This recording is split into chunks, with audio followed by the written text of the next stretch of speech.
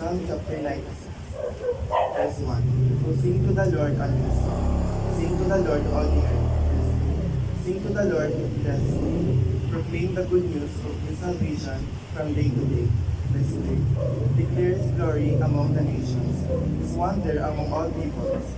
Verse 4. For the Lord is great, and greatly to be praised. He is to be feared above all gods. Verse 5. For all the gods of the people are idols, but the Lord made the heavens. Verse 6. Honor and majesty are before him. Strength and beauty are in his sanctuary. Verse 7. Give to the Lord glory.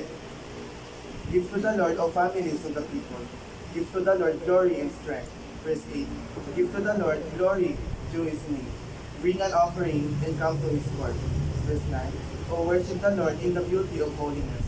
Tremble before him, all the earth. Verse 10. Say among the nations, the Lord reigns. The world also is firmly established. It shall not be moved. He shall judge the peoples righteously. Verse 11. Let the heavens rejoice, and let the earth be glad. Let the sea roar in its fullness. Verse 12. Let the field be joyful, and all that is in it.